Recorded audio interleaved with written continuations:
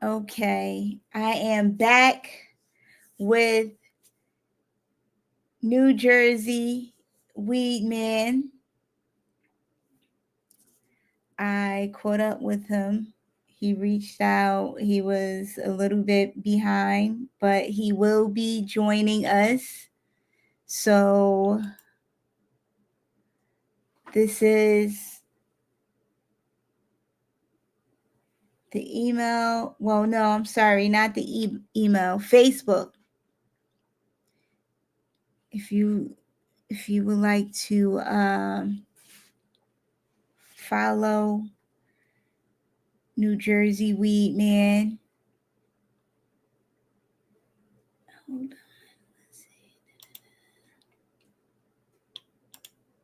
We also have his Wikipedia page. And he is on Tubi. He has a season on Tubi. You guys can check that out. I'll post it in the comments.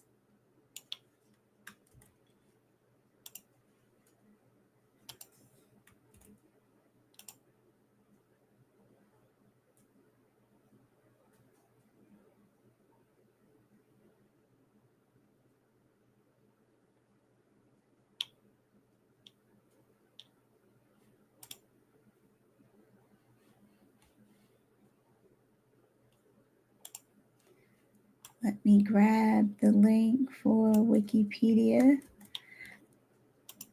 I believe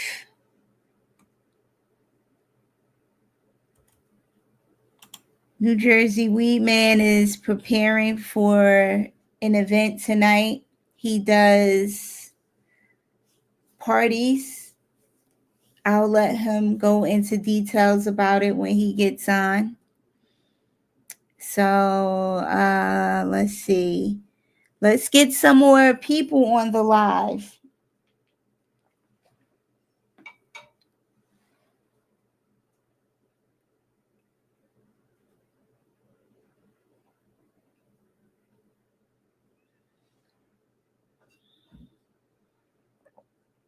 Okay.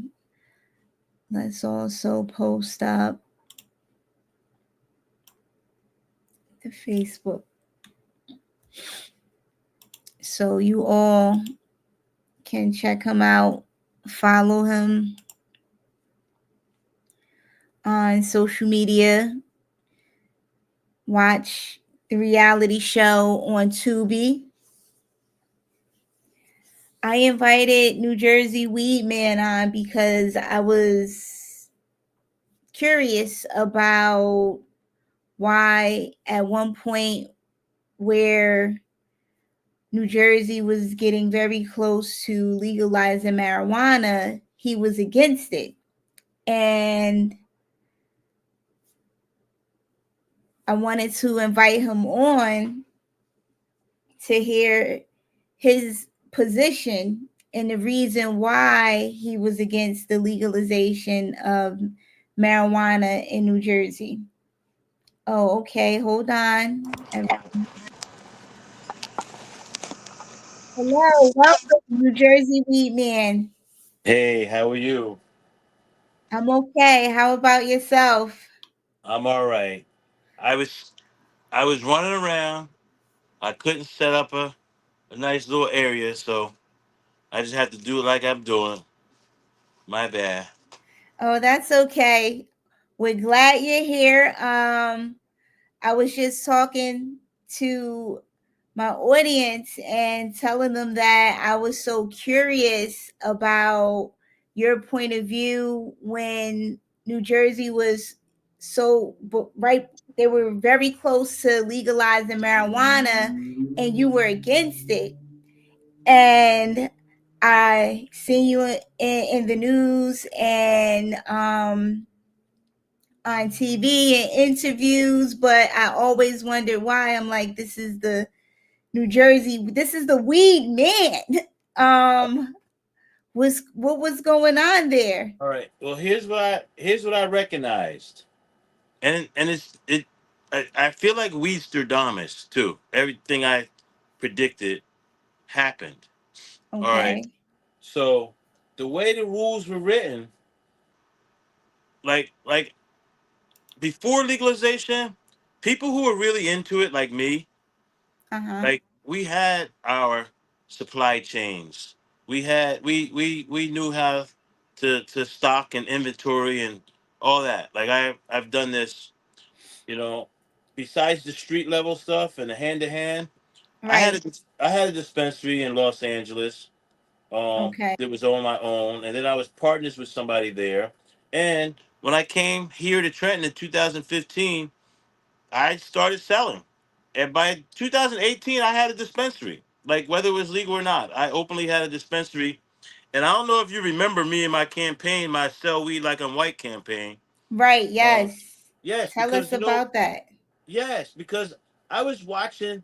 To me, medical marijuana, medical cannabis, we'll say, and marijuana is the same exact thing. When people Okay. when people ask me, "Well, what's the difference between cannabis and marijuana?" I say nothing. I said, but cannabis is Caucasian acceptable marijuana. So Mm. when they had these medical marijuana dispensaries, and I think it was 12 of them in the state, and it was just Right.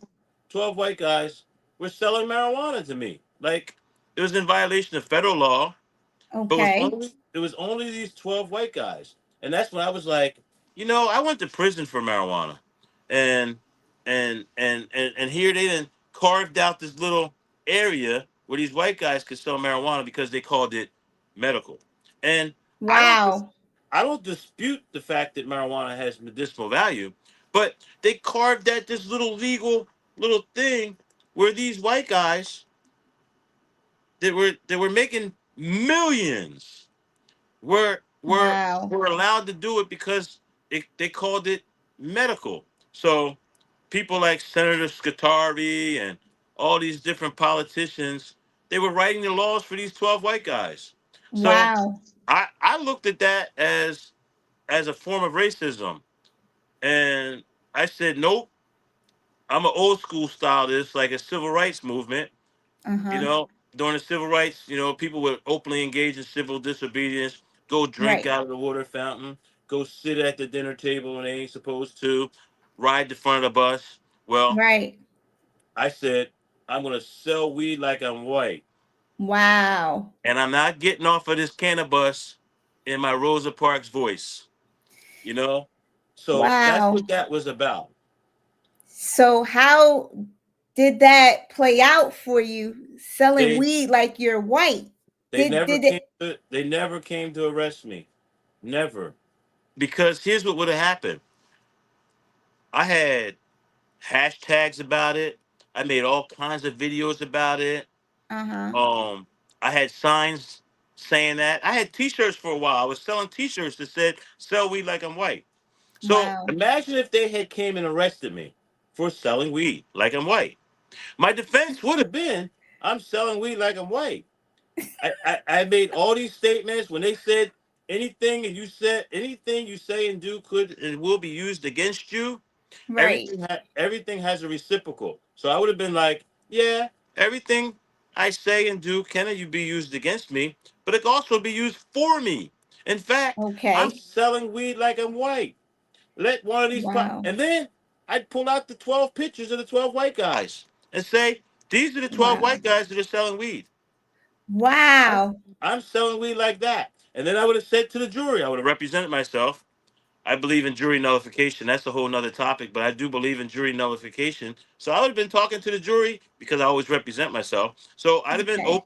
they say my opening closing statements during my voir. I would have been saying things like, ladies and gentlemen of the jury, the prosecutor wants you to put me in jail for selling illegal marijuana. I want to Uh-huh. tell you that that's racist. The laws are written racially, and Okay. you, as a member of the jury, you can instead send me home. Say not guilty, no matter what they say. I'm selling Right. weed. I'm selling weed like I'm white. If you believe in that supremacist type of thing, then you're gonna find me guilty and you're gonna send me to prison. But if you don't believe in that, you're gonna find me not guilty. You know, they knew they would have had Okay. a race case on their hands. I openly said it. I made videos where I said I was practicing my opening statement to the jury, and I mailed it to the Wow. prosecutor's office. Wow. So, so I had a whole bunch of people like, dude, you're talking yourself into prison. You're like saying you're selling weed. You're going to prison, man, and you're doing it across the street from City Hall in Trenton, New Jersey, the state capital. And Wow. to me, Wow. I was setting up the biggest race case, marijuana case the country had ever seen. So guess what happened? Wow. What happened? Nothing. They never came. They Wow. never came, and because it was been a losing thing. If they had came, I wouldn't have took a plea. I would have demanded a trial. I would have been Mhm. talking shit in the paper. I'd have been saying all these things. I was selling weed like I'm white. Oh, look at all these white guys selling weed. I'm selling weed like I'm white. And In my Rosa Parks voice, I'm not getting wow. off this can of bus. You know what I mean? Wow. That's what I would have been And saying. this was these white I was guys were selling the weed before legalization. This is Yes, it's pre. Oh wow. starting in 2010 in New Jersey. They passed CUMA, CUMMA, the Compassionate Use Okay. of Medical Marijuana Act. That's what CUMA Okay. stands for. And in it, they changed the name of marijuana to cannabis, and then they call it regulated cannabis for medical purposes, and they make that legal, but only through like these holes and loops that they had to jump through, and you had to have Mhm. a lot of money to do that. So, Okay. so that's why it was only like 12 white guys who got approved to have medical marijuana dispensaries around the Wow. state. And but to me, remember I told you, marijuana and cannabis is the exact same thing. Wow. No, it's the same. So you're gonna let these guys sell weed? You know what? Forget that. I'm selling weed like I'm white too. You want to arrest me? Arrest me. Go ahead. And you know how many newspapers and TV stations and everything all covered that? Europe and Newark, Yeah. you knew about it. They all covered it. Yeah. Everybody waited for the day I got arrested. It never came. And then Wow. getting back to your original question, the reason why I was opposed to it was because as I read the rules, it was just another version of that. Uh-huh. Um, even now, and I'm not going to knock not one single brother right now. What I'm getting ready to say, I'm not knocking not one single one. But besides a couple wealthy, well-off black guys who got into this industry, and Mm. let's see, you're in Newark, so one of the Marley brothers got into it up there. I think Right. some of the Wu Tang got into it up there. I'm not sure how successful their business was, but I do know that they got in. Um, but besides those types, uh, it's still a very regulated corporate marijuana model. Okay. Even the black people who are in it, very few of them have spent their own money to do it all. Very Okay. few. Most of the time, they are some type of percentage owner, and someone else put up all the money, and then they Oh, have an operating agreement where they get paid a salary. Like that's okay. that's really how it is. A lot of them. Um, there are some totally independent rich white guys who got into it too. Okay. But there are very few of us who've been able to do that. I'm the Okay. exception. I'm the exception to that. I've done everything myself. I bought my buildings.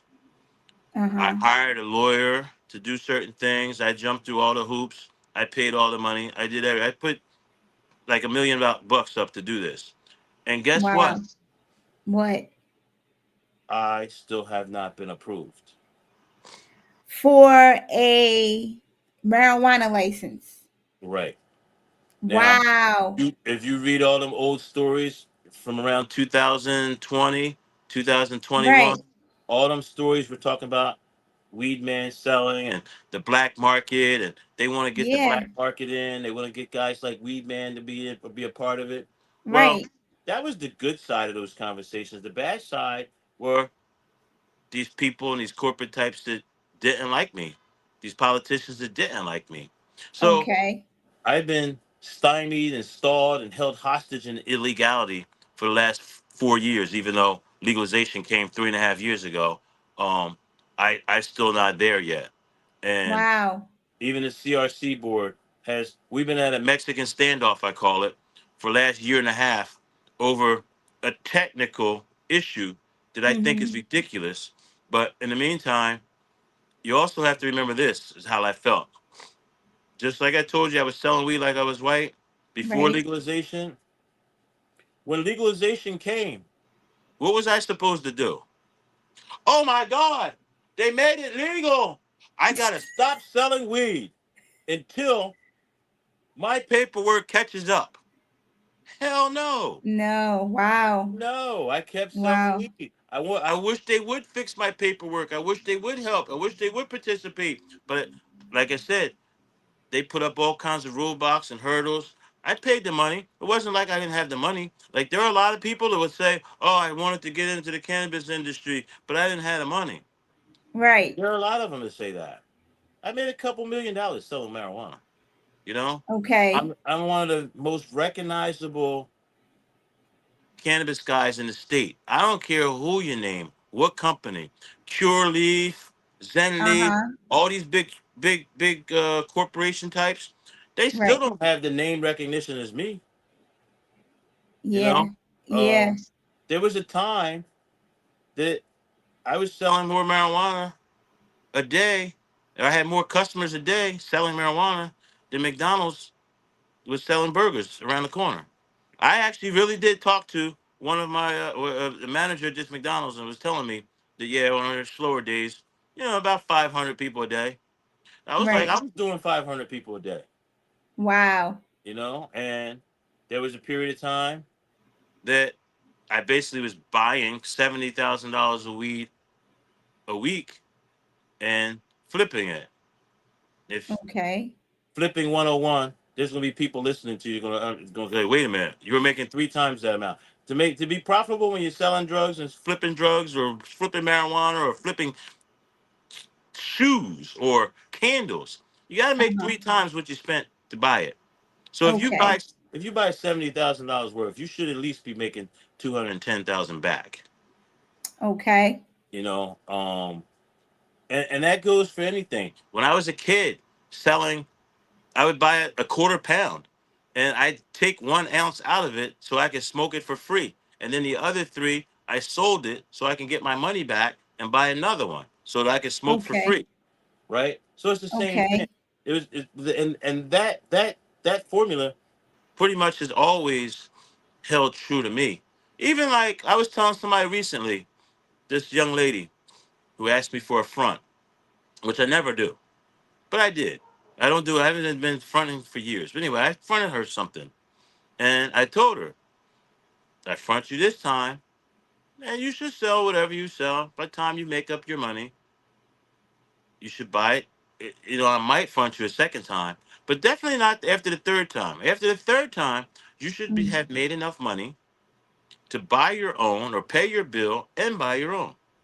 It's like Okay. it's like a 3 time flip. Like that's it. If you're gonna front somebody, you never front them more than 3 times, because they're never gonna pay you back. Because that second time they should be at break even. That third time they should be ahead. And when they're Okay. ahead, that's when they pay you. They should pay off their debt and then start paying you. So I was actually telling this young lady that recently because she came back to me again, went in the front after the third time. I'm like, no. Like Wow. I told you at the very beginning how it works. I was like, if you can't do that, then you're not good at this. You're buying sneakers, you're buying your hair, you're doing this, you're doing that, and you're not paying the plug. You got to pay the plug. Even if the plug, you should pay the plug right away. But all right, if the plug is nice and Okay. fronts you, if the plug is nice and fronts you, like yeah, before you go buy your car, before you go get your new hairstyle and go on your trip to Miami, you pay your plug. Because once your plug cuts you off, now not only do you owe him, you ain't never gonna get a front again. So I had Okay. to give that little lesson recently to somebody.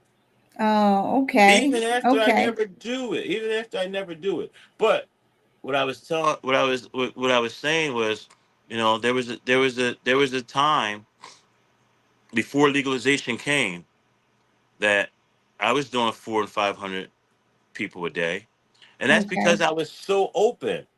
And that was black market. People came from all over the state. People came Wow. from up your way. People came from Newark. People came from New Brunswick. People came from deep South Jersey, Camden County. This now, what happened when legalization came? Exactly what I said was going to happen. Now there's going to be dispensaries everywhere. People are going to Okay. pop up. Nobody drives 40 or 50 miles now to get to go to a dispensary. There's one around the corner. And if there's not one around the corner, there's a gas station around the corner selling Lucy's or something. Wow. Selling joints. So the real industry in New Jersey, the heyday, if you ask me, was 2020, 2021. Since Okay. since then it's going down. Even in this city right here, there's 10 dispensaries at least. Um, Okay. there's only So, two. There's only two of them that are legal. oh, wow. and then there's and then there's maybe three or four convenience stores that sell 20s or pre-rolls. Okay. There are numerous people in this town that have Instagram pages, and they do deliveries, Right. and that's everywhere too. People have their So, own little weed deal. So a is it guy like me, oversaturated right yeah, now? Okay. yes. And I knew that would happen. If you type in me and a Google search, NJ Weedman says there should be 1,000 people just like him. I said that Wow. 2018, 2019, 2020, and that's another thing that came true. There's 1,000 people selling weed now in the state of New Wow. Jersey. Whether like I don't even care what the CRC says. There's 210 or something like that. There's 1,000. Okay. There's more. The Okay. black market is bigger than the legal market. No Okay. matter, and I think it would stay that way. No matter what the politicians or what you hear these people saying, the fact that nobody's getting arrested and going to jail before, um, especially these young kids that they didn't grow up in the same drug war that we did. The drug Okay. war that I grew up in. You better not get caught with that 60 pounds. You're going to jail. You better have bail money. You better have lawyer money. You know what I mean? Or you're Right. going to sit. Right. You better run. Be prepared to run. you know, Wow. None of these kids now, they're growing up in a different era. Nobody cares about marijuana. So they can set up their Instagram page and sell marijuana. Okay. Even if somebody got mad at them and they delivered in some town that the cop decided to arrest them for it, so what? They're not really prosecuting them. They took their little bit of weed they had on them. They took their money. They inconvenienced them for a day or two, but they're not going to prison. They're not getting prosecuted at the county level. They're not getting a distribution charge and Okay. getting a 10-year sentence. So there's no disincentive for anybody to have a little black market weeds business. So Okay. there's 1,000 of them. There's more than 1,000. Whereas, like I said, the legal market, there's 200 and something. I don't know. You gotta go to the CRC board and look. There's 200. Okay. And then what I complained about back then also was I always have bought my own marijuana from wherever I bought it from, whether I was going to the Arizona border, the Texas Uh-huh. border, getting Mexican swag, which is what I did in the early '90s. I went to all the border towns, Yuma, Nogales, Santa Rosa, um, McAllen, Texas. Like I went to all those towns and picked up hundreds of pounds of weed and brought it back to Camden and sold weed in Camden, just like that. Just I was the Wow. pro. Um, Wow. and at some point, I switched. I started going to Washington State, to Bellingham, Washington, to Seattle, Washington, and I would buy BC bud, that bud coming from Canada, and then of course Okay. the Northern California bud, later even Oregon bud, and all those states were producing lots and lots of marijuana. Most of it was not legal. Most of it was black market. And the real key to making money is just getting it from the West Coast to the East Coast. You know, Okay. there was a period of time I was a coast to coast truck driver, own my own truck. Oh, okay. Right. So Wow. I call that my real legitimate smuggling days. Like I've done all Wow. aspects of this industry. From I've had big grow houses, I've had dispensaries. I've been a dude when I was a kid that I just sold dime bags. Uh, uh, uh, uh, I've been How the did dude, you the get pound that introduced? flip pounds. How Um, did you get introduced to weed, and why well, did you go into it to make money? well, I tell you, here's what kind of happened to me. Like like I was around a couple people that smoked weed. You Okay. know, an uncle here, a friend of my dad's, or something like. There were some older guys that were smoking weed. Even one of my cousins, he was older than me, and he lived with me like my brother. But I remember when him and his friends would be outside smoking weed, and I'd be like, "Ooh," you know what I mean?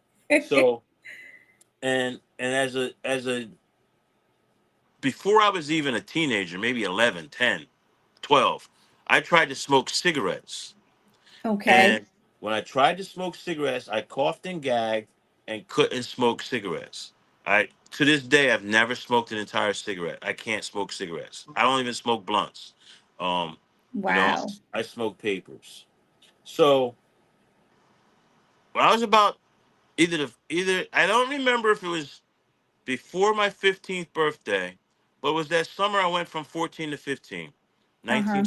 1979. Um, my family, my immediate family, went to visit my cousin, my aunt and uncle and their family in Willingboro, Okay. and we went to Willingboro, and me and my cousin Melvin, we walked away from the family picnic and stuff and went to the local park. I think it was Pennypacker Park. We Okay. went to Pennypacker Park, and his friends, somebody had a joint. I don't Okay. remember who, but and everybody got in a circle on the basketball court and was passing it around. Wow. Because I had already had my experience with cigarettes, I was scared to smoke it. And of course, it was illegal. It was drugs and all the bad things they were telling. That was when they said things like smoking marijuana reduces your sperm count. Smoking marijuana makes your ding ding smaller. I remember those are Wow. the stories I remember hearing and like, oh, I don't want to smoke that. Why would I want my ding ding smaller? Right. that was Oh, that was my that was snap. my real fear. Oh, 'Cause wow. somebody in church said that. That's scary. So to me, as a young man, like what? Oh my God, hell no, I'm not doing that.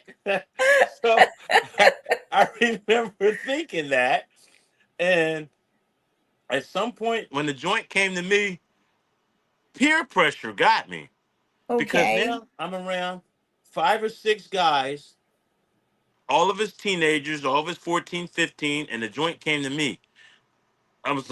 I was scared that I was going to cough and gag because of my experience with cigarettes. And Okay. like I said, I ain't want this to make my ding ding smaller. Oh, So man. I took a little tiny puff and passed it real fast. And then, like, real quick, I noticed, whoa, I could breathe that. I didn't, didn't Okay. cough, I didn't gag. By the time it came Wow. around the next time, I took a big hit. Oh, you went pro. I passed it. I blew smoke out of my nose. I was like, oh, shoot. Oh, my goodness. I think we rolled more than one, but it was that first one was the one that was scary. By the time we rolled the second one, top papers, two papers, the whole 9 yards. By the time we rolled the second one, I was inhaling more than everybody. And Wow. and, and I remember my cousin, me and him talked about this afterwards. We still talk about it. Every time we see each other. We go 5, 6 years without seeing each other, but we always when we do see each other, we talk about that time we both smoked our first joint. and Wow. and and to him, he's like, I can't believe I was there when you, NJ Weedman, smoked your first joint. Like This, that's his story. Yo, oh, he's wow. my cousin, and me and him smoked our first joint together. um, but that day, a couple things happened. Uh, Within a few minutes, I got this pleasurable sensation we all call a high. Okay. Okay. I remember I felt good, like, oh, whoa, this made me feel good. I don't care what the church people say. Oh no, this is good. What are you talking Wow. about? I remember thinking things like that. Okay. We went back to the crib, to my cousin's crib, and I think the munchies kicked in at some point, so I'm eating up everything. Wow.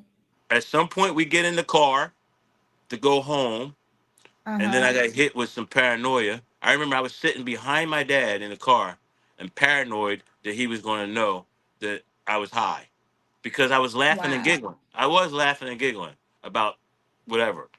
Oh, And wow. at some point, then I got paranoid that he was going to know that I was high. And he didn't. We rode home.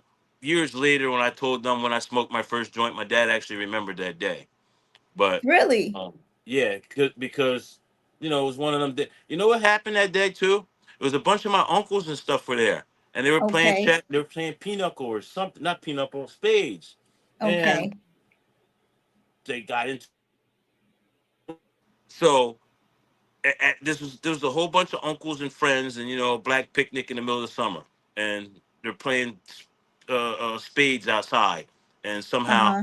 it ended up a little pushing match, a little shoving match. So later, years later, when I told my dad when I smoked my first joint, it was that time we was at Uncle Ray's house in Willenboro, and everybody was, it was a picnic, and me and Melvin, we snuck off, and I ended up getting high, came back. Y'all got into a fight. That's how it all ended. The whole party was over. We was Wow. home, and like, so my dad remembered that day that happened. You know, but yeah, so that was what, and then I was in high school. I was in like ninth grade then. So I think for a year or so, anytime somebody would pull out a joint, I'd smoke it. Just teenagers, peer pressure stuff, that like that. Maybe when I was Okay. 11th or 12th grade. I don't remember if it was 11th. Maybe that summer I went to 12th grade, something like that. I got the bright idea that I was going to sell weed, Oh, and wow. I remember buying a quarter pound of weed from somebody for like $110 or something like that, and I Wow. had my little hangy scale thing. And I put it in a bag and made 4 ounces. And I took 1 ounce, stuck it under my bed, under my mattress, and that's for me. And the others, I had the little brown envelopes, there were little brown envelopes back then. Everybody sold in little brown Okay. envelopes. Some people call them stamp envelopes, but Okay. and I remember stuffing them all with dimes. It was enough money to make a little bit of profit, but I really had this other ounce that was my personal, and I went through basically my senior year of high school. I became like that guy we got. All my friends were Wow. drinking.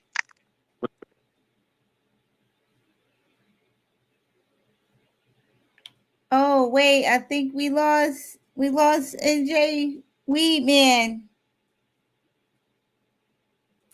Uh-oh. Hold on. 1 second.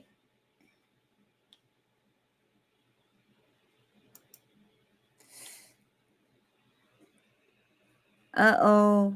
Hold on. Let me see if we can get him back on. Oh, we lost him.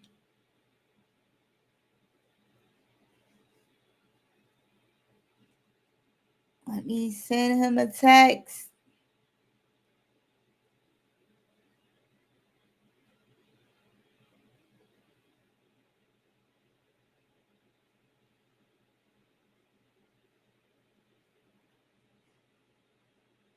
Yikes. Okay.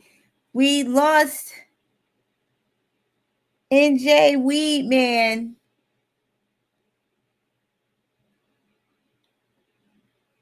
Let's see.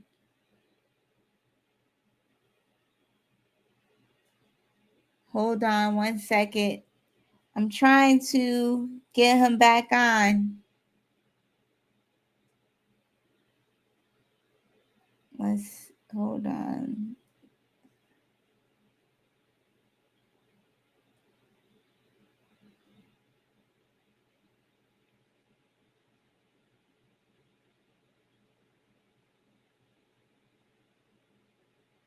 Okay.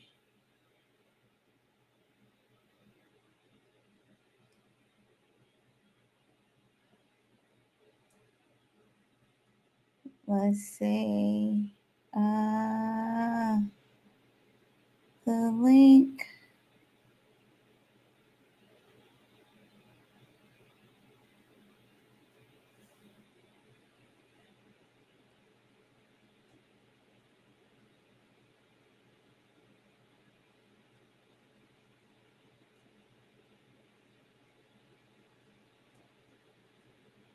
Okay. All right. So I sent New Jersey Weedman a text message. I wanted to ask him more questions a little bit later after he was finished telling us about his first encounters with marijuana or some weed, cannabis, and all that good stuff. But here is his Facebook page. Just search NJ Weedman on Facebook. You can check him out, see what he's up to. He's battling the mayor of Trenton. He sued him. So I wanted to get into that too. Also, I know NJ Weedman is very busy. He's having a party this evening at his establishment. So I believe it's a pajama party or something like that. So, oh, hold on. Here we go. All right. We got you back. All right. Yeah. Sorry about that. No problem. I was telling the people you're preparing for your event tonight. Um, Yeah, we but got a pajama party tonight. Am I able to send you flyers via this? Can I send a picture? How y'all do this? you can Comment. in the Comment. comments, you can send us a link Oh, okay. to Oh, all the right. I'm gonna send you a link. All right, that's what I'm gonna do. and I'll Um, put it in there. Also, um. we wanted to know who did legalization benefit if it did not benefit the black men who were incarcerated Well, for there selling are a marijuana. few. There are a Okay. few that Okay. have benefited. I can say I'm one of them. Okay. Okay, there are a few. Um, but then there are a whole lot that benefit from the fact that we're not getting locked up anymore. So that's a benefit. That's not a Okay. that's not a negative. They're not arresting people no more. Nobody's going to jail because they had a couple bags of weed on them no more. Um, Okay. so that's a benefit. But as far as who's making a bunch of money and all that, it Yeah. generally is not us. There's no, you know. Uh, oh, I was going to get to this. There was a whole entire what they call there was independence about everything before. Okay. Who I went and bought my weed from, what quality I got, what I got. It was all on me. Well, the state in their legalization scheme is what I call it. Okay. Um, they force you to buy it through all state approved things. At the top of the food chain are those big 12 rich white guys still, or guys similar to him, similar to them. Okay. So at the top of the food chain is this big Ponzi scheme. That's what New Jersey's marijuana program is. It's a Ponzi scheme that's run by the CRC. And These big rich white guys and their corporations, they own all the big giant legal grow operations. Wow. And they have, and then like all the dispensaries, you have to buy it from them.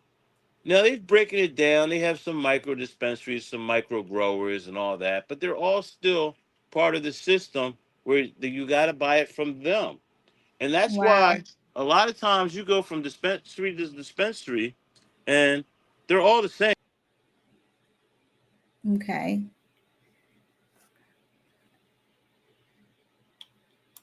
Hey, Will, how are you? I'm back. I don't Okay. know why I just clicked off that time. All right. You So said so they're all the same, the products at these dispensaries? yes, a lot of it, especially the bud, they're all coming out of the same grow houses. We'll just say, for Okay. the sake of numbers, there's 20 giant grow houses around the state, which really isn't enough to supply the state either. But we'll just say there's 20 giant ones. And then Uh-huh. there's, 10 or 15 others that are considered distributors or this, that, and the other, or micro grows, but whatever. At the retail level, you're getting, basically all the same weed, and it all comes from the Okay. state. So a guy who has his own small dispensary went through hoops, jumped through hoops, got enough money up from this person to that person to open his own place, and like I said, most of them are really just taking a salary, but um, Okay.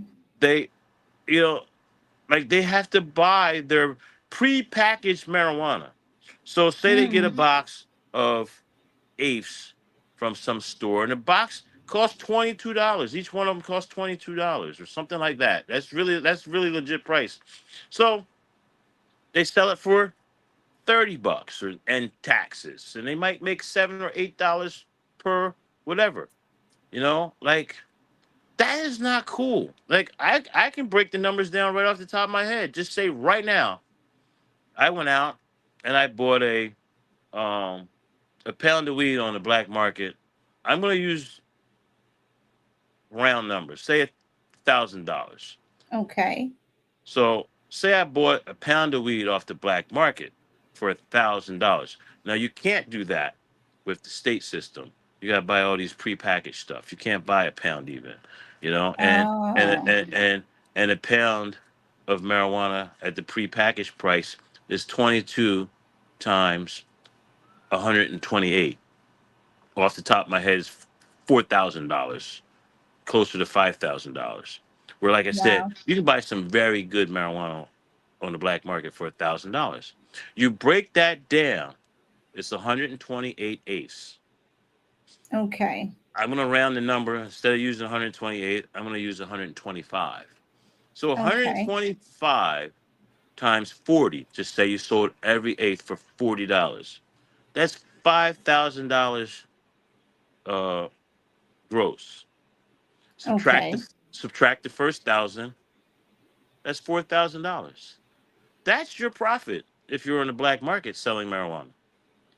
If Wow. you're in the corporate world and you got to buy it from them and they track everything, seed to sale, and all that, the little guy, usually the guy who went to prison before, he gets to make the least amount of money. The big, Really? yes, the big corporate guys still make all the money because you're buying your bag for $22. Ask any one of these dispensaries, how much do you guys get it for? And basically it's $22. I seen somebody was Okay. advertising that they got theirs for 18 one time, and I just thought again, that's outrageous. So when I take my bag of weed, say the black market bag of weed, it really costs $1,000, and it really Mm-hmm. cost, and I still get 128 eighths out of it. My 28 eighths, if you divide it, it's more like $7. Okay. Like that math I don't know off the top of my head, but because I used the arbitrary number of 1,000. But I don't know, 125 divided into 1,000 is what? 128 divided into 1,000. Whatever Let's that see. number is. Okay. Let's see. Hold on. I have a calculator. Yeah, it's less than six, something like that.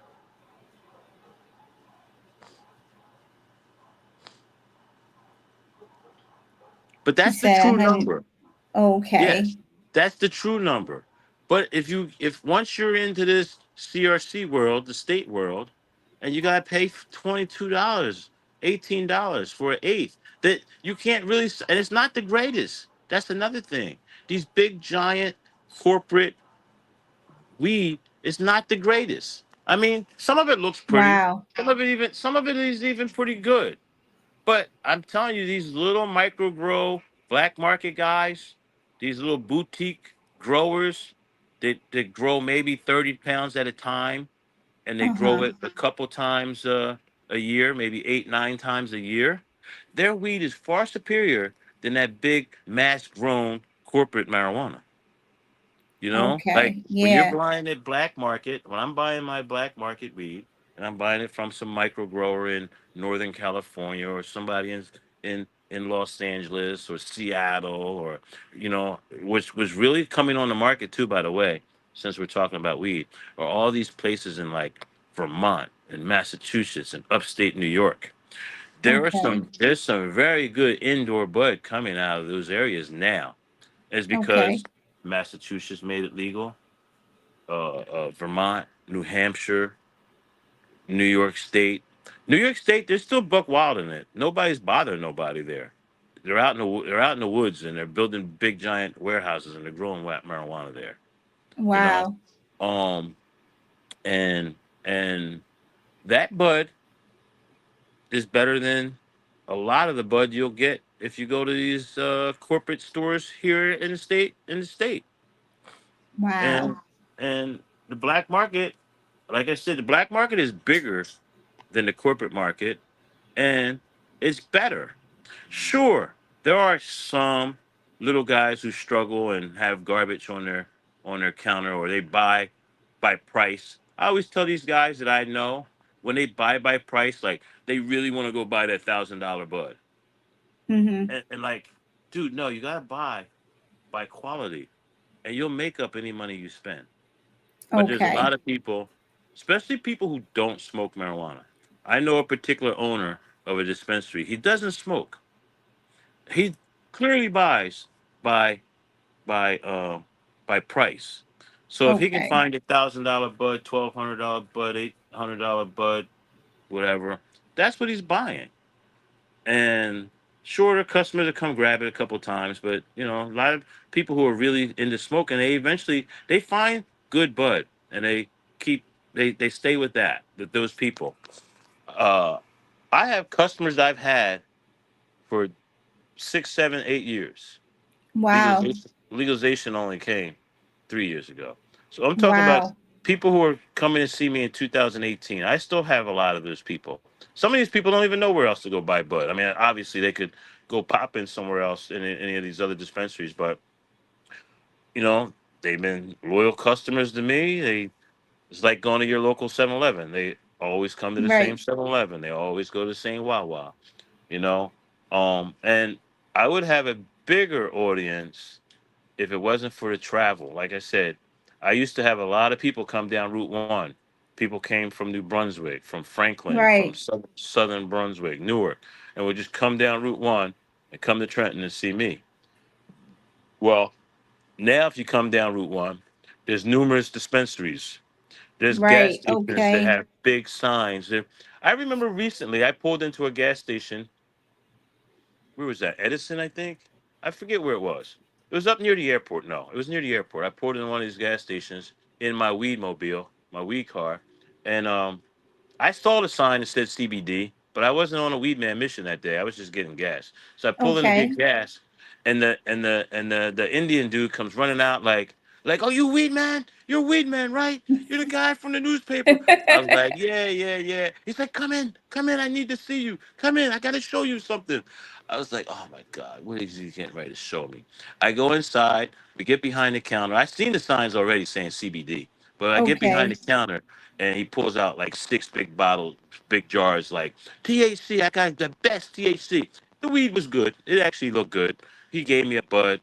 He pulled out his pre rolls, but Okay. like he was really doing it like to show me, like I got weed man in my store. Ah, oh shit!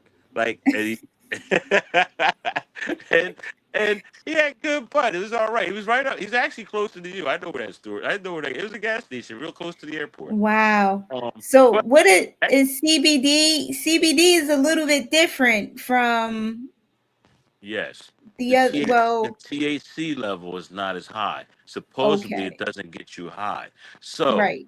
what happens is state officials allow CBD sales. So if you put a big ass sign outside saying you sell CBD, I don't know. You should get away with selling THC because nobody's coming to check you.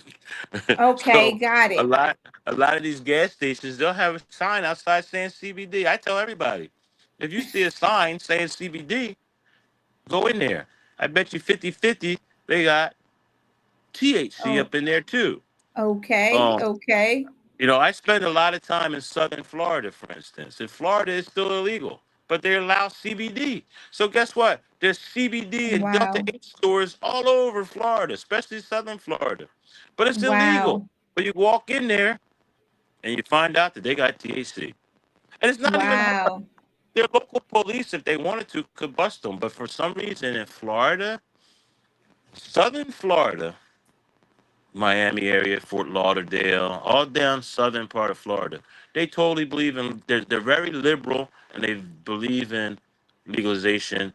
The cops ain't bothering you. Nobody's bothering you. There are dispensaries in say Miami, all those towns near Boca Raton, Fort Lauderdale, Oh, all those wow. towns. There are dispensaries that are selling marijuana, but they just call them smoke shops or CBD shops or whatever. But you get to Northern Florida, you'll go to jail for a bag. Because Oh, wow. I tell people like, yeah, if you're in Southern Florida, you gotta go north to hit the Bible Belt. Southern Florida is still liberal. So Okay. if you were coming down 95 from New Jersey, Maryland has legalization now, which I consider Maryland still a southern state. Virginia is definitely a southern state, and it has marijuana. It's legal there. You get to like North Carolina, it's not legal. You get to South Carolina, it's not legal. Georgia Okay. has a limited version of medical, but Okay. but in North Carolina and in South Carolina, they do allow CBD sales. So the same thing kind of happens there, where they have Okay. people are under the table selling marijuana. Um, and when you get to Florida, Northern Florida is the conservative Bible Belt. They'll still send you to prison for marijuana. In Northern Wow. Florida, in Southern Florida, you can ask the cop for a lighter to light your joint. Keep on walking down the street after you light it. Oh, Um, okay. yeah, they absolutely don't care in Southern Florida. And there's other states that are kind of like that too. You go to Texas. There's certain parts of Texas, people are selling marijuana, and then other parts they're Okay. sending you to prison. You go around the Austin area, Houston, maybe Dallas, very liberal areas, and it's kind of legal. It's not legal, but no one's gonna bother you. But you get out to Okay. West Texas or some of them southern parts of the Texas or middle Texas, you go to jail for marijuana too. Um, Wow. and Wow. and So, and it's like in New Jersey, certain counties there's only these corporate stores. If you go to Atlantic County, for instance, okay. um, they still lock you up. They may not prosecute you, but they'll lock you up. They'll take all your product and they'll close you down. Oh, Um, Mon- wow. Monmouth County the same way. Up north, up that way where you guys are, right at the bridge. What is that? Bergen County. Bergen County's like that too. Whereas, Okay. so there's no non-corporate. There's very few non-corporate stores up there. You might get a gas station selling pre-rolls, but that's about it. You don't have Okay. like me. I got a whole dispensary right here, and you know Mercer County. Yes, I've Not, seen the dispensary too. You have the edibles, you have the flour, yeah, vapes. like I got smoke lounge. I found it funny last month when I was seeing all those news articles about these three new smoke lounges, the first ones in the state that were legal. And then all these people were sending me links to it. Like, dude, you've been around since 2015. I said, I know. I've had a smoke lounge. I've had a smoke lounge since 2015. Um, Same thing with my restaurant. You walk in the door to ask for something. You know, ask for some chicken wings and Weedman sauce, and you know, those are our get high wings. Oh, really? Edibles. I Yeah, yeah. Smoothies. You can get a regular smoothie, or you can get a THC smoothie. Wow. Um, yeah, I have a few options. If we have some edible options besides the edibles that are at the dispensary. Um, and I've been like that for years. Now I saw today. It was actually in today's NJ.com about a pizza shop that was closing and was going to reopen as like an edible place where you can come eat edible food, and pizzas Okay. that the cheese and the sauce was infused. And again, Okay. even today, I had several people send me that article saying, "Dude, you've been doing that for a long time." I'm like, I keep Right. telling people Yeah. I should have I've been. seen the restaurant. Yeah. Yeah, I should have been changed my name to Weedster, because I'm telling you, all the things I was saying in 2012, 2010, 2015, all have come true. They've all come true. I was on the right side of everything. The only thing is, even though, like I said, I still function and everything, but that's because I was here first before Okay. legalization came. I was already selling. I already had a dispensary. I was already doing these things. So when legalization came, was I supposed to act like it's illegal now and stop? Right. Like Right. like that Right. like if I tell people that, they're like, yeah, but legalization came. So I was like, yeah, but the state still coordinates everything, still does everything. And I'm not really a favorite person to a lot of people, to a lot of these power people. I'm like, to me and to the people, like a we the people person, I won. I was David versus Okay. the Goliath of government, and I won. I'm Wow. considered a hero, a celebrity. But to a lot of government people and a lot of politician types, I'm a big mouth. I'm an asshole. Um, I'm glad it's 2025 and not 1925, because I probably would have been swinging from one of these trees somewhere. Wow. Um, but I feel like I won, Mhm. and and it wasn't me that called it the war on drugs and executed a war on drugs. I was a victim of the war on drugs, but I won. I don't care what war you're talking about. You go to battle, you have a war. The winner dictates the terms of the ceasefire. I Okay. won. I won. Okay. I don't care what anybody says. I won. I didn't lose the war on drugs. The Democrats and Republicans, they lost. They tried to stop Okay. legalization. They tried to stop drugs, and they lost. They ended up capitulating. And guys like me, who were considered drug dealers, we won. Right. So why am I capitulating to all these rules? I actually have tried, and you know, I applied. I did, but I just never stopped doing the black market thing. But and if I'm Mhm. arrested, if I'm charged, if they come sweeping in here one day and whatever, I'm gonna fight it just like I said I would fight it before, to members of the jury. I bet you, I still believe, and I have a hashtag out there that says this. If you type in the hashtag NJ can't get 12, you know what Okay. that means?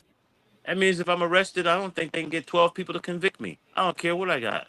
As long as I ain't got a gun, as long as I ain't hurt nobody, as long as I'm just selling Right. weed, nobody's gonna convict me. I don't care where I'm at. Get me in front of 12 people. Six, Wow. four, three of them smoke weed. Two of them live with somebody who smokes weed. And the four others, the three or Yeah. four others, they'll get talked out of it. They don't think you should go to jail for it, you know? Right. But so Okay. they couldn't get 12. Even if they got one or two got a hung jury, okay.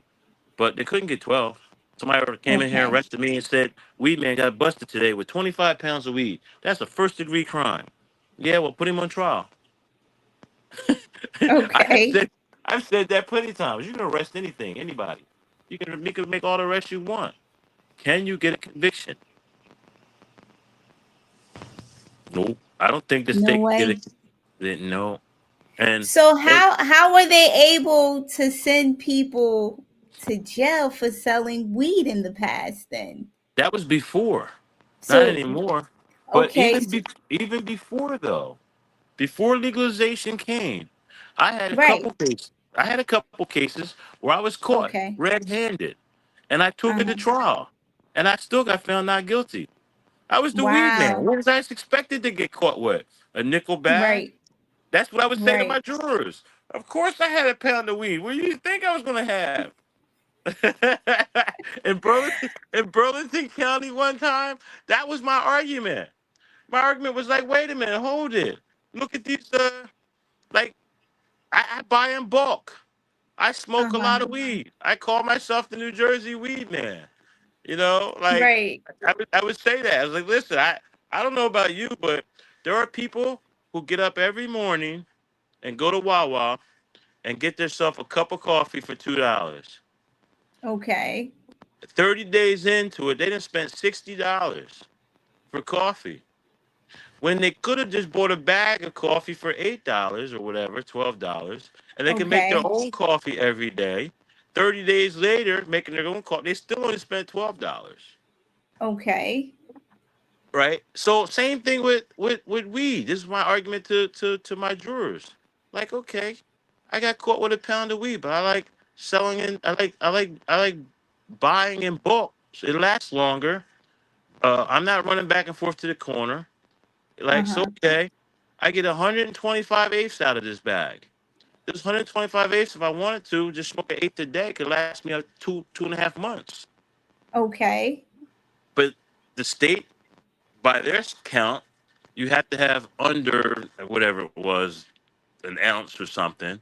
So you want me to go at the time I was talking about Philly. You want me to go to Philly, to North Philly every day and buy me an eighth of weed, run the gauntlet of getting arrested, grabbing it from somebody who might be selling cocaine too, might have laced it with fentanyl, and Oh, and this wow. is what you want me to do, and then you would call it, and then it would just be simple possession.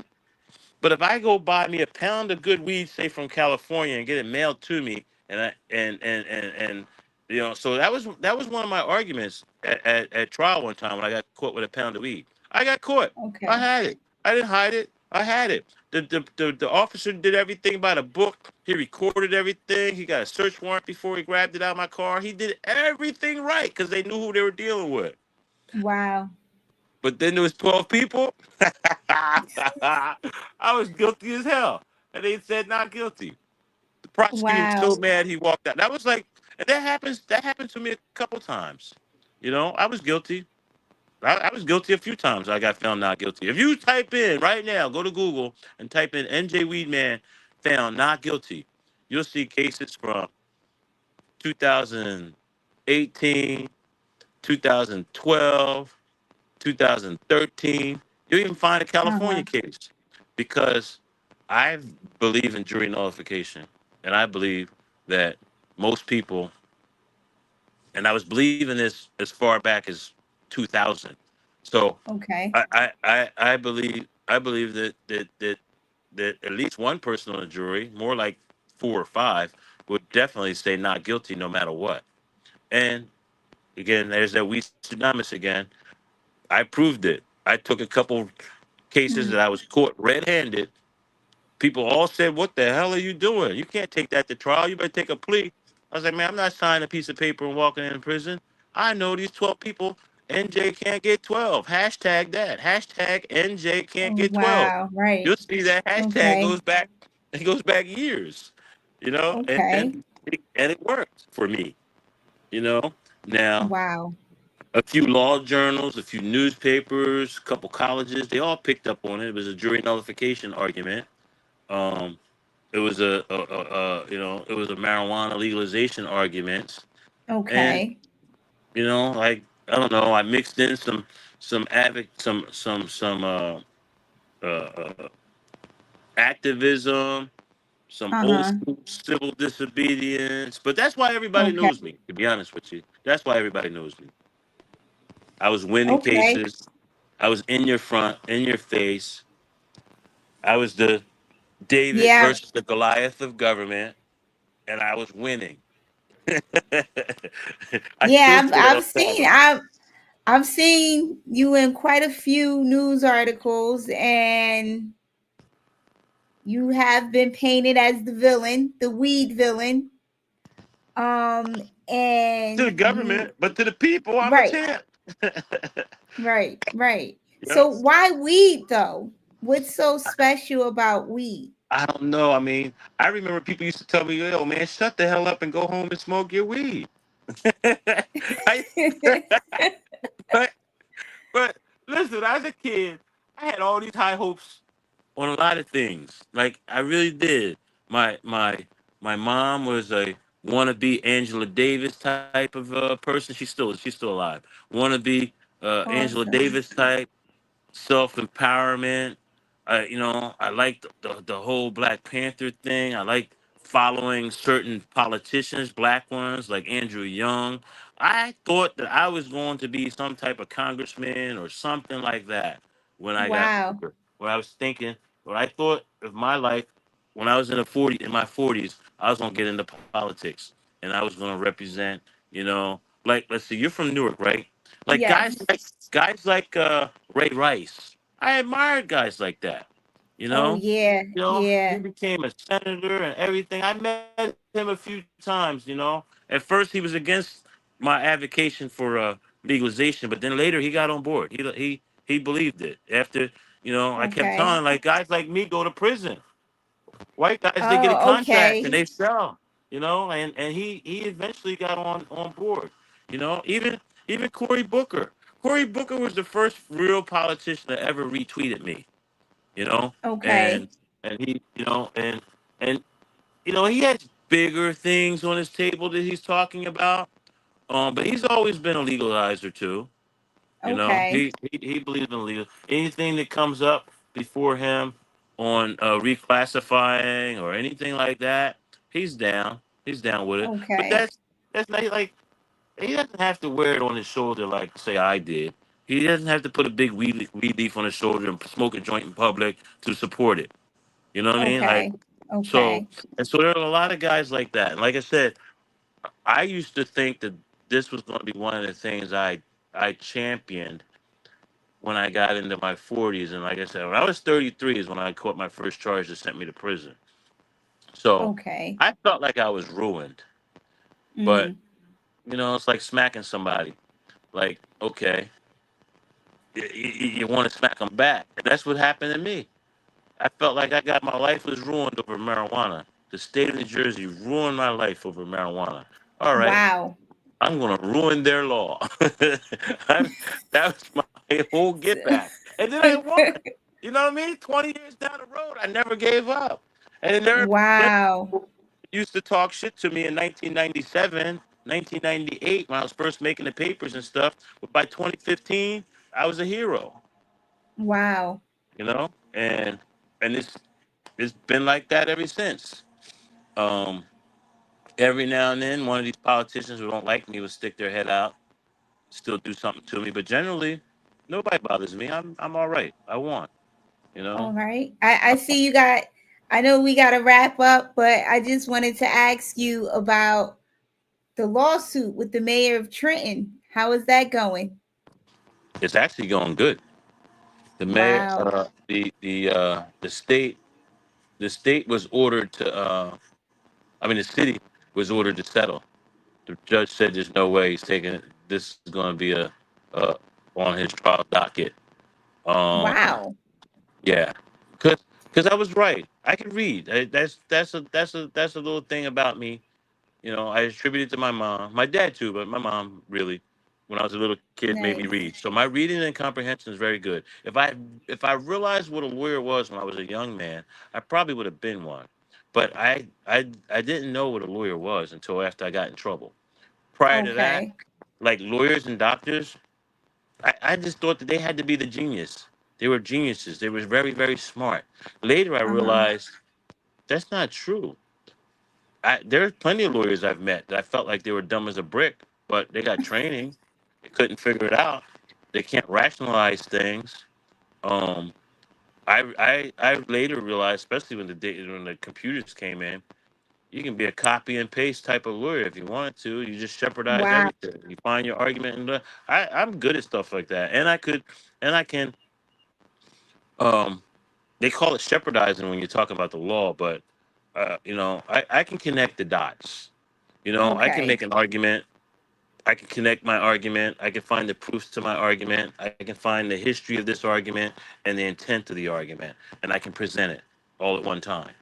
Um, I'm very well. I can speak well in front of a whole bunch of people too. So talking to a jury or in court doesn't bother me. To be honest with you, I live for those days. So Yeah, I seen on your Tubi episode, your season that you have, your reality show that you have on Tubi.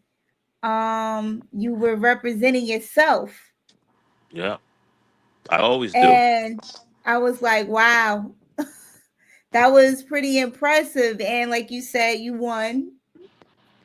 Yeah, yeah. All the, if you went to YouTube, for instance, and just typed in NJ Weedman's trial begins, you'll see like three Okay. different cases. You'll see like three different cases where I'm representing myself, and they Wow. got or you type in NJ Weedman opening statements, and you'll get a couple different cases too. And then there were other cases that they weren't even really about marijuana, but they were me representing myself. Do you know Uh-huh. this was a funny one? I got national recognition for this in 20 in 2002 is when the state of New Jersey passed their DNA law, Okay. and I refused to give my DNA, and I wrote a letter to the attorney general and the governor, and I basically said I was refusing to give my DNA, Mm-hmm. but under one circumstance, you can kiss my ass and swab your lips and take my DNA that way, something like that. I said. And I got charged with a criminal like refusal to give my DNA. I wouldn't give my DNA, and I filed a writ of habeas corpus, and I argued it. At some point, the ACLU did come in and help me, but the original part of the case, the original Uh-huh. hearings and all that, I did all by myself. And ultimately, I won. Wow. For about 12 years, I was the only person in the state of New Jersey who did not have to give my DNA.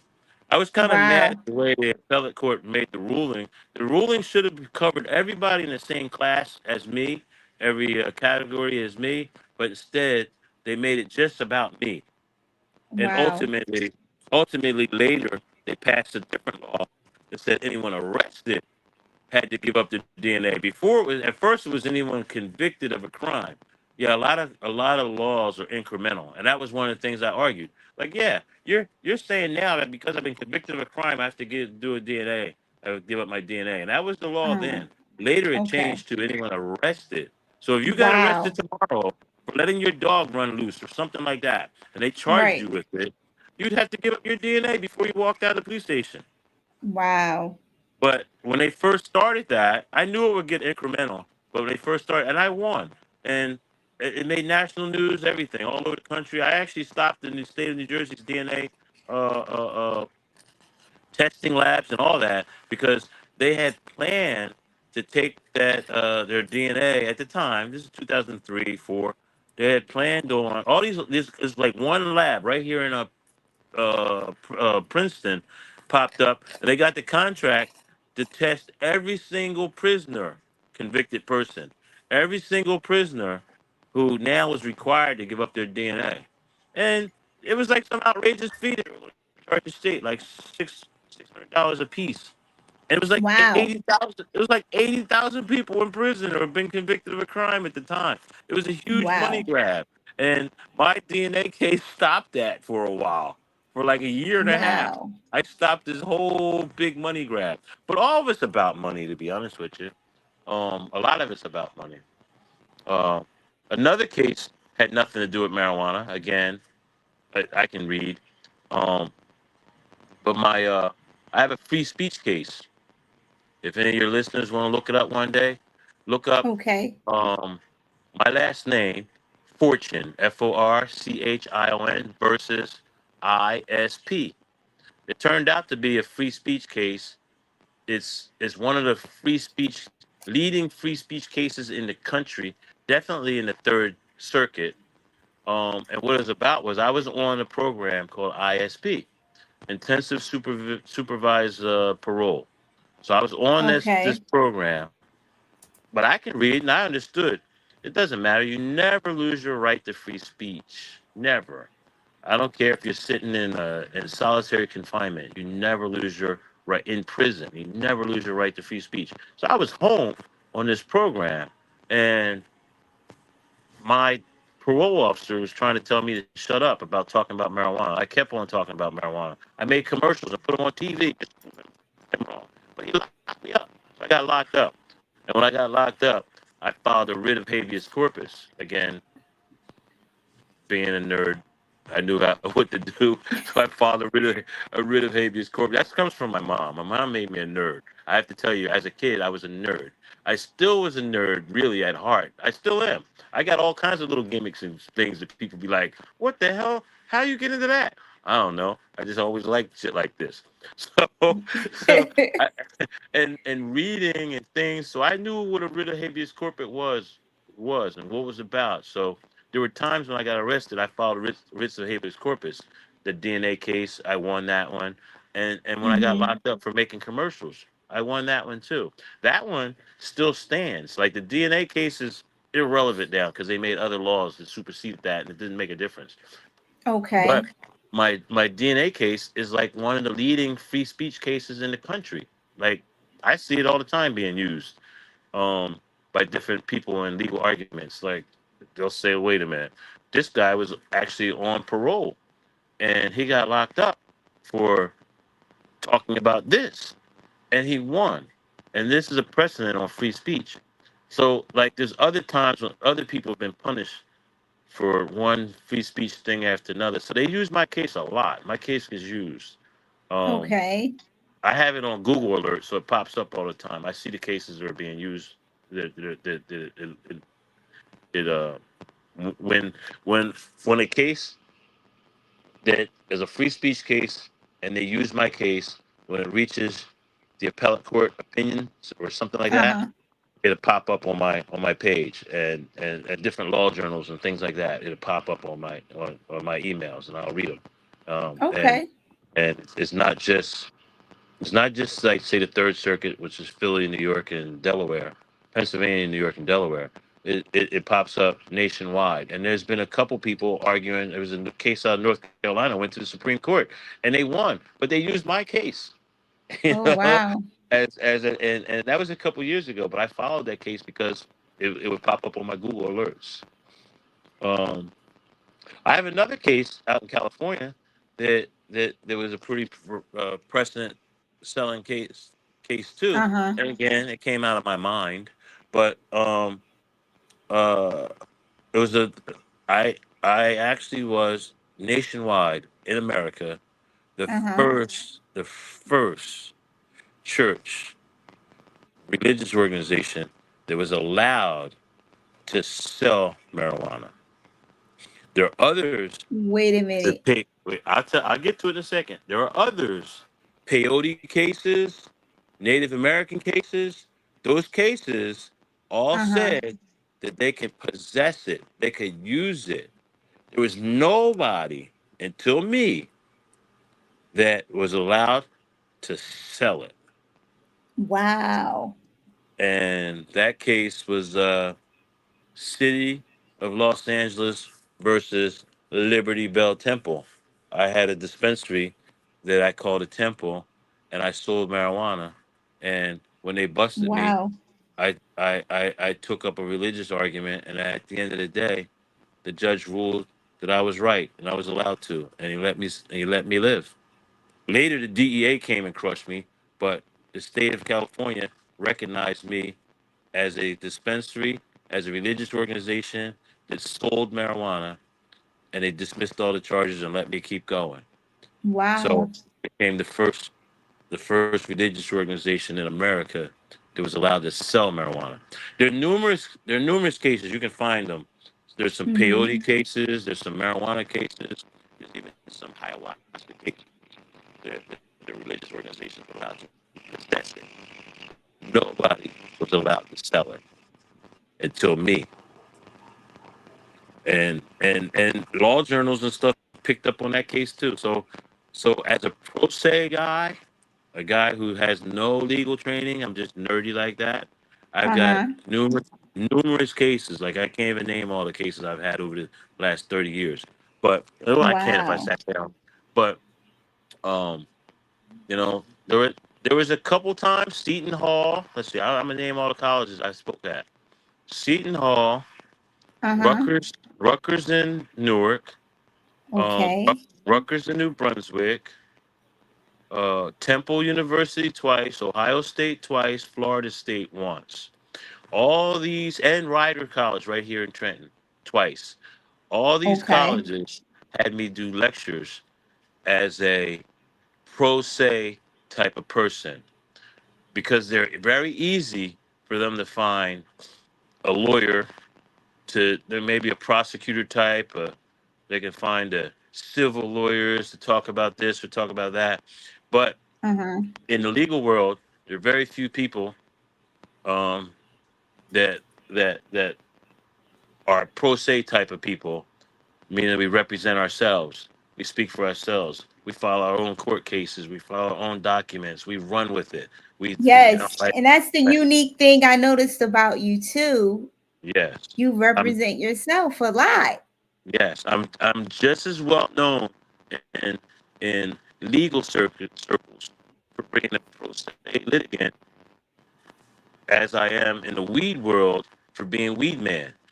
Just the other day, I had, because I'm involved in that court case we're talking about, the judge even said, Mr. Fortune is a very litigious guy. We know about Mr. Fortune. He's had about 16 lawsuits in the state of New Jersey. Like he gave me my props as he was talking to the prosecutor's office, I mean, to the city's office, and telling them to settle this. Like he's got a winning. This is a winner he got. Like this is not going to trial, not on my docket. Settle this case. Like that's what they were. He was telling them, and this is because of how I am. Even my car. Remember, have you seen my car, right? Yes, yes. Okay. Now The my the car. When the I got pot my car, trooper.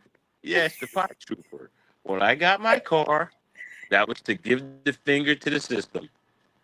You know what I mean? Wow. The Now last what time, about eh, you moving? but wait a minute, I gotta finish that one. That case I Okay. told you about, where the state trooper did everything right. It was a state trooper too that busted me. He did everything right, but I went to trial and I got found not guilty anyway, right? But it was a state Okay. trooper, so I just thought it was just the ultimate smackback by getting a car, making it look like a state trooper, and then I'm selling weed. And it was a gimmick that made me famous all over the state. Wow. My car has been featured in all kinds of little things. And and the state troopers all wave at me. There were so many times people thought, man, they're gonna pull you over like crazy. I say, nah, man, they flashed your lights at me. I when I drive the highway, I drive in the left lane with my high beams on and I do 90 everywhere. No state trooper pulls me over. No cops pull me over. I haven't had a speeding ticket in 10 years. And I listen. My pot Wow. trooper rides 90 everywhere I go. That's where I drive 90, and I don't get pulled over because I got the pot trooper and they all look, they all laugh, they flash it, they wave at me, all that. Listen, I can be riding the Beast. That's the president's car, and that's the treatment I get. Okay. That's the treatment I get from from police officers mostly. Oh shit, there's Weed Man. Ain't no, ain't So nobody me. Look, I have a Corvette too. Now I wouldn't do that in nice. my Corvette. I wouldn't do Nice. that. I wouldn't drive 90 in my. I could do 170, but I wouldn't do that. But I would do it in Wow. my weed mobile. I don't care. I've been late. I've been late to the airport, hauling ass at 110. Get pulled over. I got pulled over right by a state trooper, doing like 110. And he pulls me over. As soon as he starts talking to me, he refers to me as Weed Man too. He's not like Mr. Fortune or can I get your ID? He's like, so weed man, come on, what are you doing? And I said, man, I'm about ready to miss my plane. I gotta be at Newark in like 15 minutes. Like door closes in a half an hour. I gotta go. And he's like, look, man, slow down, man. Stop the in and out of traffic. and and when people see my car, you'd be surprised at how many people see my car and go, "Oh shit, man! I know you get pulled over." Like, no, I don't. No, just the Wow. opposite. They like me. Listen, I got green and white flashing lights, so sometimes it got circulated amongst the state troopers that I got green and white flashing lights. Somewhere, somebody told them, "Yo, when you see me, flash your red and whites, your red and blues." And so they do. A lot of them do. Okay. And when they flash their red and blues, I reach down, hit my button, and flash them back with my green and whites, and they like it. You know how you're going up the turnpike and you're in the driver in the fast lane or the car Yeah. lane. So Right. sometimes I'll be in the car lane hauling ass, and I look over to my right, and there's a state trooper matching speeds with me, side by side with me in the truck lane. And at Oh some my point, gosh. they'll flash their red and whites, and I'll flash my green and whites. Sometimes they'll because their windows are tinted, so you can't see them. So sometimes they'll roll their Wow. window down a little bit and give me the thumbs up too. Oh my gosh. and and that's that little gimmick, the little nerdy side of me that shines and gets me where people like you know me. Like, whoa, like there's a whole bunch of little things you don't probably know about me at all, but some of these, but they all listen. They all come from my nerdy side. I was the nerdy gangster. Okay. Wow. Wow. Oh man. Let me ask you this though too. Uh what was behind your intentions to get a weed dispensary across the street from City Hall in Trenton? Oh, come on, think about that one. I was trying to make a statement. I I'm really from a little town in South Jersey called Sicklerville. okay. If I was to open up a weed store in 2015 in Sicklerville, the local police might have arrested me and you never would have heard of me.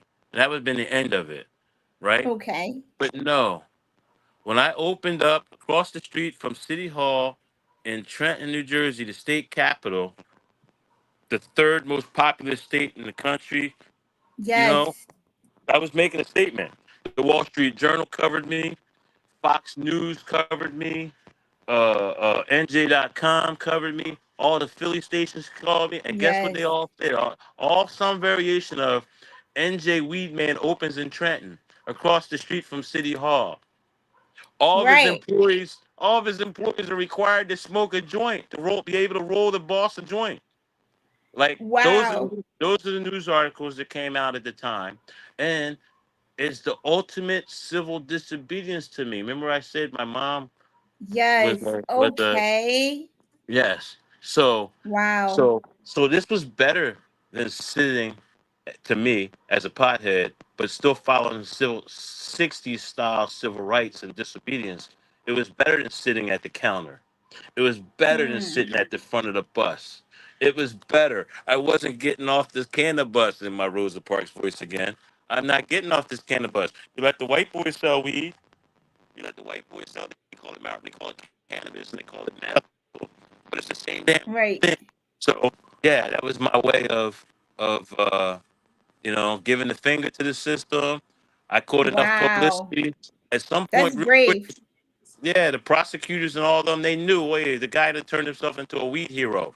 If you put him on trial, every pothead on the jury is going to fucking say not guilty. So that was the purpose of it. I mean, I used to say this. I'm the Ganja David versus the Goliath of government. Like, Wow. and that's really how it worked out too. Like I won. The couple times they put me on trial, everything I said, we used to Damas again. Everything I said about the jury not being able to get 12, it worked out that way. I'm telling you, all you gotta do is Google NJ Weedman, not guilty. Just Google that. And you're gonna see all these cases from different times where it is. And like I said, if it happened Wow. tomorrow, There'll be down the road. There'll be another one that says, "Oh, NJ Weedman found not guilty once again." Wow, man. Oh, I should be a this was movie. so. What do you think is next? Since you're weed Stradamus, what is next for the weed industry? Um, I think what's on my horizon: Florida party Okay. boats. That's Oh, that's oh yeah. yeah. I At like some the point, party boats. I'll make a name change and call myself the Pot Pirate. I'll start having. I have cannabis cruises. You know what I mean? Like that's Wow. it. That's what's on my. That's what's in my head now. I'm not. Wait, what was his name? Nas, not Nas. Yeah, Nas. Did Nas have a song where he said OGs don't they never die? They get fat and Ah, move to Miami. oh, that's He what had he a song. said. Yes, he Oh, had a song. wow. He had a song. So sometimes I go, getting fat. It's about time to move to Miami. So, yeah, yeah, how's Miami going? I know you opened up a spot down there, an entertainment Yeah, I opened uh up, or venue. yes, I opened up a club, and it was called Okay. The Joint, and it was in Wynwood, and I closed it last year, last November. I did close it. Okay. But it went from 2020 to 2024. And again, I was in Wynwood, the entertainment area of Miami. Um, Nobody bothered me for calling myself the Joint. I had lots of people who would go Google clubs and they would show up. Uh-huh. And sometimes I used to give away a joint at the door. You come pay whatever you pay to get in, but you got a joint at the door. Um, Wow. it was my gimmick. Um, it, it, I closed it by choice. I basically it did come down to a lot of money.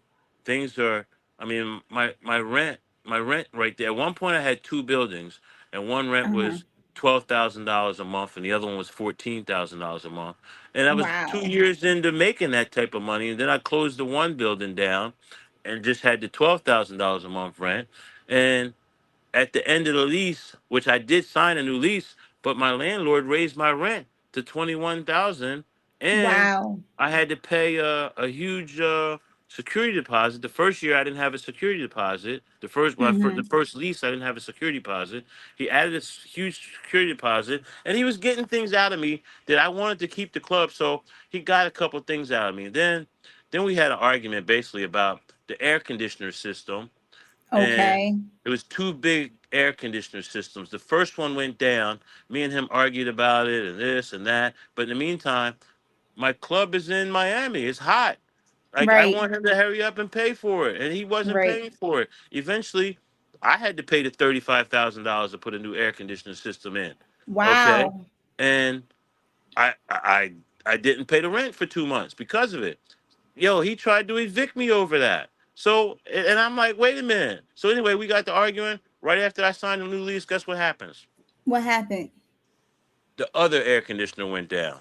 Oh my gosh. So again, we got a little argument about it, but it was summertime. It was August 5th, and I'll never forget it. I felt obligated by the 15th or so of August, I paid for a new air conditioner, but I also gave him my 90 days notice that I was out Wow. of here. I was so mad.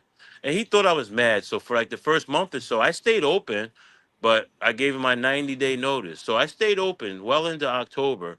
And then in mid-October, I started breaking it down. I started selling things. I shut it down, and Oh by wow. November the 5th, I was out of there. But it came down to just basically a argument with the landlord.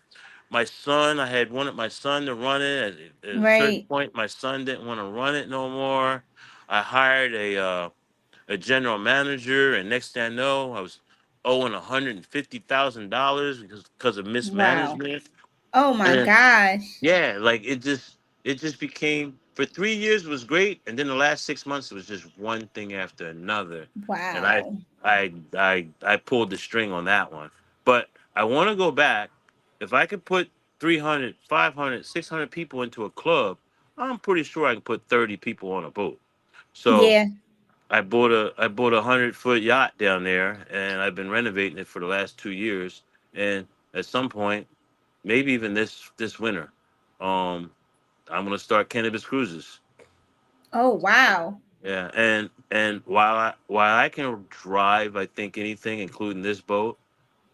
I don't have a master boating license, so it's just one of the things on my agenda to do. I got a 100-foot yacht already, but I gotta hire a captain all the time. So Okay. yeah, so at some point, I'm gonna go down there and spend me a couple months, and I'm gonna sail my boat all the time. I'm gonna rent my boat all the time, and I'm gonna have a captain on the boat. And at some point, I'm gonna take the test, and then I'm gonna captain my own boat. You know, Okay. um, I could send you, I can send you links to the boat so you can see this boat. It's a 100-foot yacht. Yes, send it It's to called a me. I brow. like to Called a see brow. it. Yeah. So when you ask me what's my future, that's it. You know, you talk to some guys. I'm 61, by the way. So you talk to some guys, and they're talking about retiring and this, that, and the other. They're talking about going to Florida and sitting back on a hammock in Florida. That's not me. I plan on having this boat. I'm a I'm a re- I'm a Bless rent it. you. Thank you. I'm a rent it. I'm gonna be a captain, and there will be times when I sail the Caribbean.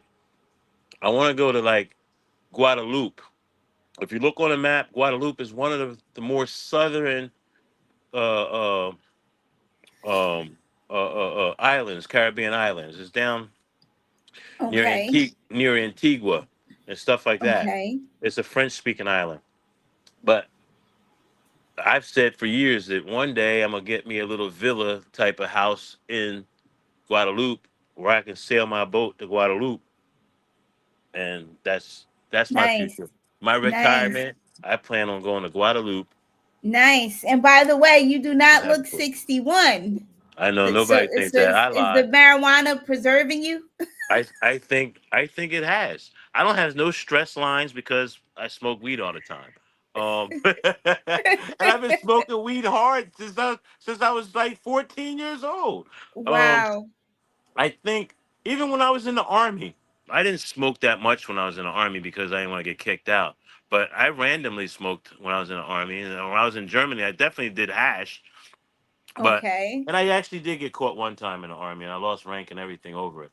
But yeah, and then I was a truck driver for years, and as a truck driver, I still smoked weed all the time. I just didn't smoke in the truck. And Okay. when I was the longest periods of time that I have not smoked since 1979, so I'm 40 something years into smoking, but the longest period of time I didn't smoke was the first time I went to prison in 2000 to Oh, 2002. And that was because, and it's still to this day, if you test positive for drugs in prison, the first thing they do is take away your visitations. And I had little kids at the wow. time that came and visit me all the time. So I didn't want to lose my visits. So I voluntarily did not smoke weed while I was in prison, even though I could smell weed every single day I was in prison, which was really crazy. Wow. I didn't know they had weed in prison. Yeah, they catch people every once in a while, but no, they weed was in prison. Whether the guards brought it over or I can remember I was at Riverfront Prison one time. I was in Riverfront Prison. I spent 17 months at Riverfront State Prison in Camden. And I can remember Wow. one day I was in the park, I was in the like near the tennis area or something, and all of a sudden this tennis ball comes out of nowhere, comes bouncing in, and I knew just because of the angle it came from over the wall. So all of a Oh, sudden this and I remember as soon as it happened, a couple of the gang members were like yelling, "Don't nobody touch it! Leave it alone! Leave it alone!" I was like, "What the fuck?" Later, I realized what was going on. They, you ever hear or know about what them things called potato guns? okay.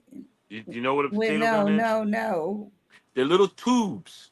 you can use the same canister that a tennis balls comes into too, and you tie Okay. two or three of them together, and you basically put some butane or some type of flammable at the end, and you make a cannon out of it, and you take a Okay. tennis ball and you fill the tennis ball up with whatever you want to fill it up with, and you sit at the time this is what they were doing, and they would fill up a tennis ball with weed or whatever, Oh, and okay. they would use the gun. I still call it a potato gun, and they would. You can Google that too. You'll see what I'm talking about. And they would fire the tennis ball up over the wall and would land in the prison. And Oh my that was how gosh. that was also how they were getting prison. They were getting drugs into Riverfront. So I used to smell weed all the time, and like I said, it didn't take long for me to even see it come in. Um, and then there were Wow. guards that got arrested for bringing in contraband, and there were women who would bring it in on their visits, and they would tuck it, and whatever. Um, Oh, okay. yeah, so there was drugs in prison. I think the first week I was in prison, somebody OD'd and died. I'll never forget that. And Oh I'm like, my I gosh. was like, what? Yeah, some dude, some Spanish guy. I never forget it. He was directly across from me. Like I was upstairs and directly across the tier, 5, 6 o'clock in the morning. He worked in the restaurant. I mean, in the cafeteria. So when they went to wake him up, he wouldn't wake up. When they called the code, that's what woke Wow. everybody up, and he died.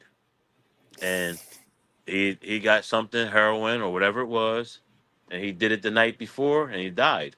And so there was drugs in prison. That was the most ridiculous part about being in prison for a drug charge. And you get to prison, and people were ODing, and there was drugs, and you could Oh my smell weed. And you could gosh. smell weed every day. That Somebody yeah, told that me, that is ridiculous. yeah, somebody told me recently that they just got out of prison. I think it was Southern State. They said, and they said, yeah, they smelled weed almost every day. They had plenty of conversations about the weed man. And because it became legal, it's way more available everywhere. You know, and even the Yeah. punishments, even if somebody got caught bringing it in, they don't get hammered for bringing in some marijuana and getting caught. Oh, okay. So the laws are very lax now. Just like Okay. I said, all these kids out there that are selling um online and they're doing deliveries. I mean, 20 years ago they've been scared. Most of them have been too scared to do it. You Wow. know? Wow, I just looked at the time. We've been talking this long. Yes, I gotta let you go. I know you have an Yes, event. yes. People are just starting to come. Okay, okay. I'm looking at my camera system. I gotta definitely come down and party at one of your events, have a good time and chill. So I'll be following on Facebook, and also thank you for coming on. I appreciate you making time for us. No Um problem. yes, No and problem. And anybody anything want to else? follow me on Facebook, use my last name, Edward Fortune, Forchion.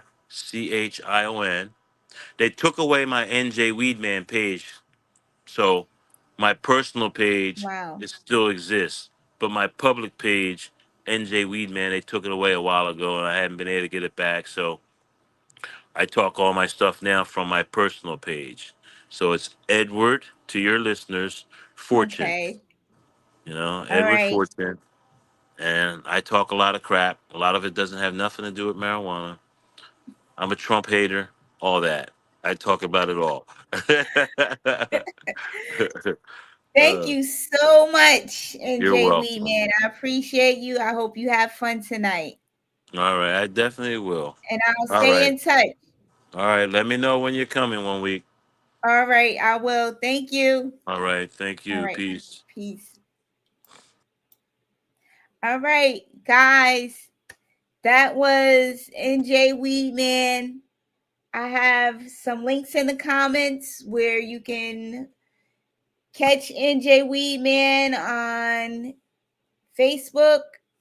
Also, you can read about him on the Wikipedia link that I posted, as well as check out the Tubi link, season 1 of NJ Weedman's reality show. I believe it's 9 episodes. So you guys, yeah, check it out. And if you're into parties, NJ Weedman does events on the weekends, themed events, Thursday, Friday, and Saturday, I believe. But definitely follow on Facebook for updates on his events, and go to the dispensary to support if that's what you're into. All right. It's good to be back. So I'll see y'all later. Peace. I'm out.